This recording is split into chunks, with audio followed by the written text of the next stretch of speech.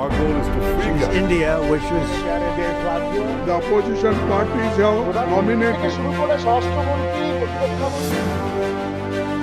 Cup final winning team. Rafa Varane. Down at his feet. He's a genius. দেশের খবরে আপনাদের স্বাগত। সঙ্গে রয়েছে আমি অমৃতা। নজর রাখবো হেডলাইন্সের দিকে। 10 দলকে 4,300 কোটি টাকার অনুদান, এত টাকা কোথা থেকে এলো? প্রশ্ন কংগ্রেসের। তদন্ত দাবি নির্বাচন কমিশনের কাছে। 39 লক্ষ টাকা খরচ করে 3,500 কোটি টাকার বিল। ভারতের উপর 25% শুল্ক, ভাইব্রেন্ট গুজরাটে বড়সড় ধাক্কা, কাজ হারাতে পারেন কয়েক কোটি, শেয়ার বাজারে ধস, জবাব দিন মোদি, প্রশ্ন রাহুলের। বিহারে ভোটাধিকার যাত্রায় স্ট্যালিন, কানিমোজিকে সঙ্গে নিয়ে হাঁটলেন রাহুলের সঙ্গে, ভোট চুরি রুখবই বললেন তামিলনাড়ুর মুখ্যমন্ত্রী।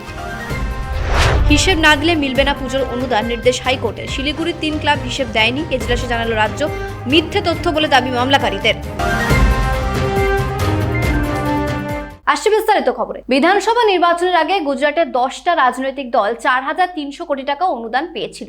এই 10টা রাজনৈতিক দল সব মিলে 39 লক্ষ টাকা খরচ করেছে ভোটে, অথচ অডিট রিপোর্টে 3,500 কোটি টাকা খরচ দেখানো হয়েছে। এত টাকা কোন অ্যাকাউন্টে গেল তদন্ত করুক নির্বাচন কমিশন, দাবি তুলল কংগ্রেস।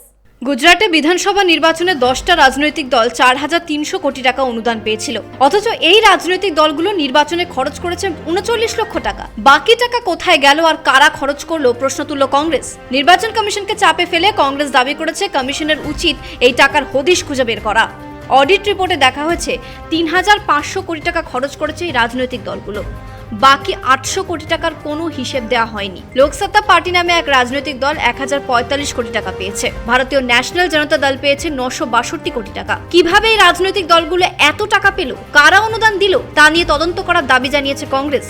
কংগ্রেস যে রিপোর্ট প্রকাশ করেছে সেখানে বলা হয়েছে এই রাজনৈতিক দলগুলো 43 জন প্রার্থী দিয়েছিল নির্বাচনে, তারা সম্মিলিতভাবে ভোট পেয়েছে 54,059টা। কিভাবে এত টাকা খরচ করা হলো, অডিট রিপোর্টের সঙ্গে কেন খরচের হিসাব মিলছে না? এই 10টি রাজনৈতিক দলের সভাপতিরা জানিয়েছেন তারা এ বিষয় নিয়ে মুখ খুলবেন না, যা বলার তা বলবেন চার্টার অ্যাকাউন্টেন্ট ও আইনজীবীরা। এই রাজনৈতিক দলগুলো বিজেপির হয়ে নির্বাচনে অর্থ খরচ করেছে আর এদের পেছনে বিজেপির হাত রয়েছে বলে কংগ্রেসের অভিযোগ। ব্যুরো রিপোর্ট, পূবের কলম ডিজিটাল।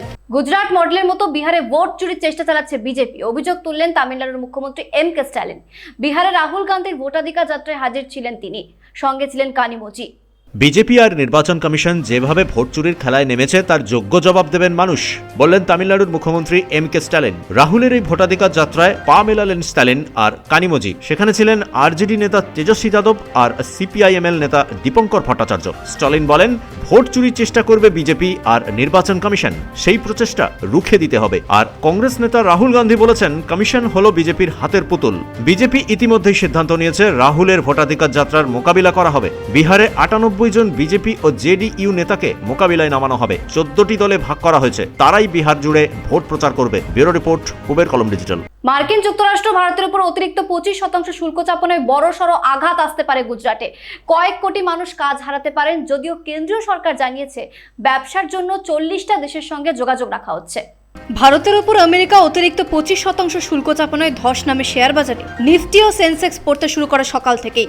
সূত্রের খবর, আজ সকালে আমেরিকা শুল্ক চাপানোর আগেই প্রধানমন্ত্রী নরেন্দ্র মোদীকে 4 বার ফোন করেন মার্কিন প্রেসিডেন্ট ডোনাল্ড ট্রাম্প, কিন্তু প্রধানমন্ত্রীর অফিস থেকে সেই ফোন ধরা হয়নি। আমেরিকার এই শুল্ক আরোপের ফলে দেশের ছোট ব্যবসায়ীদের বড় ক্ষতির সম্ভাবনা রয়েছে। বহু মানুষ চাকরি হারাতে পারেন দেশ জুড়ে। অর্থনৈতিক বিশেষজ্ঞরা মনে করছেন, যদি চীন, লাতিন আমেরিকা, মধ্যপ্রাচ্য, এশিয়ার সঙ্গে ভারত বাণিজ্য চুক্তি পরিকল্পিতভাবে এগিয়ে না নিয়ে যেতে পারে, তাহলে দেশ জুড়ে চাকরি হারাতে পারেন বহু মানুষ। আমেরিকার এই অতিরিক্ত শুল্ক চাপানোর ফলে গুজরাট সবচেয়ে বেশি ক্ষতিগ্রস্ত হবে বলে বিশেষজ্ঞদের ধারণা। ইতিমধ্যে হীরে শিল্পে 1.5 লক্ষেরও বেশি মানুষ কাজ হারিয়েছেন। ভাইব্রেন্ট গুজরাটে বড় ধাক্কা লাগার সম্ভাবনা। গয়না, বস্ত্র, সামুদ্রিক খাবার, চামড়া, সেরামিক, গাড়ির যন্ত্রাংশে বড় ধাক্কা লাগতে পারে। বিশেষজ্ঞরা বলছেন, ভারতে কয়েক কোটি মানুষ কর্মহীন হতে পারে। গুজরাটের পর তামিলনাড়ু ও উত্তরপ্রদেশে বড় ধাক্কার সম্ভাবনা থাকছে। ভারতে এই মুহূর্তে টেলিকম ও সিমেন্টের চাহিদা বেড়েছে, ফলে এইসব ক্ষেত্রে ততটা প্রভাব না পড়ার সম্ভাবনা। আজ গণেশ চতুর্থী থাকায় সেভাবে প্রভাব পড়েনি বাজারে। ভারতের বাণিজ্য মন্ত্রক সিদ্ধান্ত নিয়েছে আগামী 3 দিন দেশের বিভিন্ন শিল্প সংগঠনের সঙ্গে আলোচনা চলবে। 40টা দেশে ভারত এই মুহূর্তে তাদের পণ্য পাঠাতে চায়। ব্যুরো রিপোর্ট, পূবের কলম ডিজিটাল। পাকিস্তানের সঙ্গে যুদ্ধ বন্ধ করার জন্য ভারতকে আমেরিকা সময় দিয়েছিল 24 ঘন্টা। 5 ঘন্টার মধ্যেই মোদি সিদ্ধান্ত নিয়েছেন যুদ্ধ বন্ধ করার। অভিযোগ তুললেন রাহুল গান্ধী। তিনি বলেন, প্রধানমন্ত্রীকে জবাব দিতে হবে এ নিয়ে। পাকিস্তানের সঙ্গে যুদ্ধ বন্ধ করার জন্য প্রধানমন্ত্রী নরেন্দ্র মোদীকে 24 ঘন্টা সময় বেঁধে দিয়েছিলেন মার্কিন প্রেসিডেন্ট ডোনাল্ড ট্রাম্প। সেই প্রস্তাব মেনে নিয়ে 5 ঘন্টার মধ্যে যুদ্ধ বন্ধের সিদ্ধান্ত নিয়েছিলেন প্রধানমন্ত্রী। অভিযোগ তুললেন লোকসভার বিরোধী দলনেতা রাহুল গান্ধী। তিনি বলেন, যদি হিম্মত থাকে প্রধানমন্ত্রী, তাহলে কেন তিনি এ নিয়ে জবাব দিচ্ছেন না?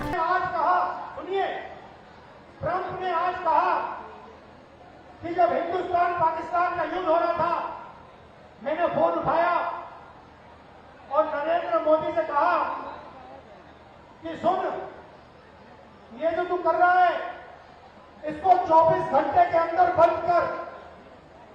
और नरेंद्र मोदी ने 24 घंटे में नहीं, 5 घंटे में सारा का सारा रोक दिया।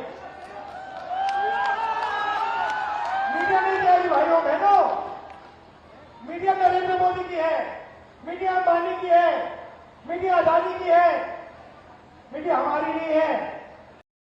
এখন বিহারে ভোটাধিকার যাত্রায় রয়েছেন রাহুল গান্ধী। সেখানে তিনি বলেন, ভোট চুরির জন্য গুজরাট মডেলকে বেছে নিয়েছেন প্রধানমন্ত্রী। পশ্চিমের রাজ্যে কিভাবে ভোট চুরি হয় তা এখন সবাই জানে। নির্বাচন কমিশন ভোট চুরিতে সাহায্য করেছে। নির্বাচন কমিশন কোনো ধনী লোকের নাম বাদ দেয়নি। দলিত, ওবিসি, পিছিয়ে পড়া সংখ্যালঘুদের নাম বাদ দিয়েছে। আসলে এটা জয় নিশ্চিত করার কৌশল। ব্যুরো রিপোর্ট, পূবের কলম ডিজিটাল। দুর্গাপুজোর হিসেব যারা দেয়নি তাদের এবার অনুদান দেয়া যাবে না, নির্দেশ দিল কলকাতা হাইকোর্ট। বিচারপতি স্মিতা দাসদের ডিভিশন বেঞ্চ জানিয়েছে, কত ক্লাব হিসেব দেয়নি সেটা জানতে চায় না আদালত। যারা হিসেব দেয়নি তারাই এবছর কোনো অনুদান পাবে না। রাজ্য সরকার এজলাসে জানিয়েছে, মাত্র 3টে ক্লাব হিসেব দেয়নি, যদিও আইনজীবী বিকাশ রঞ্জন ভট্টাচার্য বলেন সংখ্যাটা অনেক বেশি।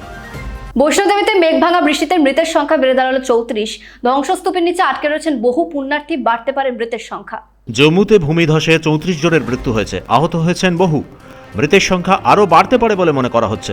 জম্মুর কাটরার কাছে আর্থকুমারীতে মাতা বৈষ্ণোদেবী ট্রেকের সময় এই দুর্ঘটনা ঘটে। ধ্বংসস্তূপের মধ্যে এখনও অনেকেই চাপা পড়ে রয়েছেন। ধ্বংসস্তূপ সরানোর কাজ চলছে। কয়েকদিন ধরে মেঘভাঙা বৃষ্টি, ভয়ঙ্কর বন্যা আর ধসের কারণে জম্মু কাশ্মীর জুড়ে প্রাকৃতিক বিপর্যয় শুরু হয়েছে। মঙ্গলবার থেকে টানা বৃষ্টি শুরু হয়েছে জম্মু কাশ্মীর জুড়ে। এরই মধ্যে বৈষ্ণোদেবী যাত্রা চলছিল। সেই যাত্রার মধ্যেই এই বিপত্তি। ভেঙে পড়েছে বহু সেতু, ক্ষতিগ্রস্ত হয়েছে মোবাইল টাওয়ারও, বিদ্যুৎ সংযোগও বিচ্ছিন্ন। প্রায় 5000 বাসিন্দাকে নিরাপদ জায়গায় সরিয়ে নিয়ে যাওয়া হয়েছে। জম্মুতে বিভিন্ন নির্মাণ কাজই এই ধরনের প্রাকৃতিক বিপর্যয়ের কারণ বলে মনে করছেন বিশেষজ্ঞরা।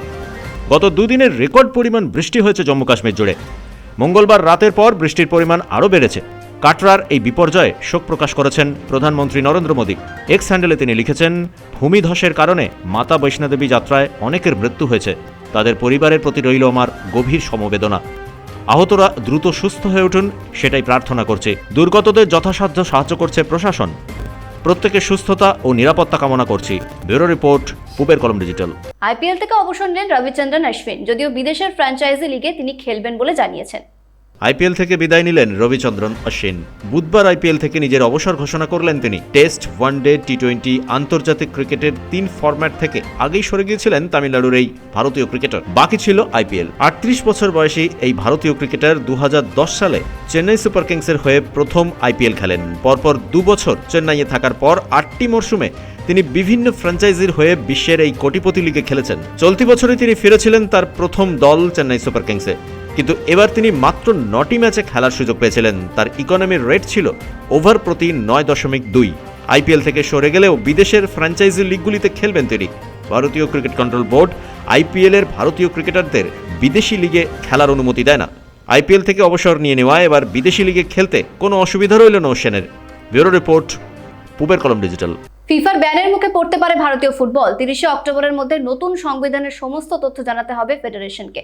ফিফার ব্যানের কবলে পড়তে চলেছে সর্বভারতীয় ফুটবল ফেডারেশন। 30 অক্টোবরের মধ্যে ভারতীয় ফুটবলের সংশোধিত সংবিধানের পুরো তথ্য ফিফার কাছে না জানালে বিশ্ব ফুটবল নিয়ন্ত্রণ সংস্থার ব্যানের কবলে পড়তে পারে এআইএফএফ। ফিফার তরফ থেকে আজ 2 পাতার একটি চিঠি ফেডারেশনের দপ্তরে পাঠানো হয়েছে। তাতে বলা হয়েছে, ভারতীয় ফুটবল ফেডারেশন তাদের পুরো রোডম্যাপ আগে পরিষ্কার করুক। নানা বিষয় নিয়ে ফেডারেশনের গরমিল দেখছে ফিফা। আগেও ফেডারেশনকে সতর্ক করেছিল বিশ্ব ফুটবল নিয়ন্ত্রণ সংস্থা। ফিফা জানিয়েছে তাদের ভিশন খুব পরিষ্কার। প্রত্যেক দেশের ফুটবল সংস্থার কাছ থেকে তারা একটা একটা স্বচ্ছ রোডম্যাপ পেতে চায়। পাশাপাশি প্রতিটা দেশের ফুটবলে স্বচ্ছতা বজায় আছে কিনা সেটা তারা দেখতে চায়। কিন্তু কল্যাণ চৌবে সর্বভারতীয় ফুটবল ফেডারেশনের সভাপতি হয়ে আসার পর একাধিক বিষয় নিয়ে ফেডারেশনের ওপর অভিযোগ উঠেছে, যার অনেকগুলি বিষয় সুপ্রিম কোর্টে বর্তমানে বিচারাধীন। কিন্তু ফিফা আর খুব বেশি সময় দিতে চায় না ফেডারেশনকে। 30 অক্টোবরের মধ্যে ফিফার কাছে সমস্ত তথ্য না জানালে বড়সড় ব্যানের মুখে পড়বে ভারতীয় ফুটবল। এছাড়া আর কোনো উপায় নাই, এমনটাই জানিয়েছে ফিফা। আর ফিফা যদি ফেডারেশনকে দীর্ঘ সময়ের জন্য ব্যান করে তাহলে ক্ষতিগ্রস্ত হতে পারে দেশের সমস্ত ক্লাব।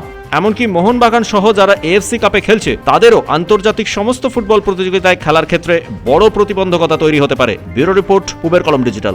দেশের খবর এখন এই পর্যন্তই। দেখতে থাকুন পূবের কলম ডিজিটাল।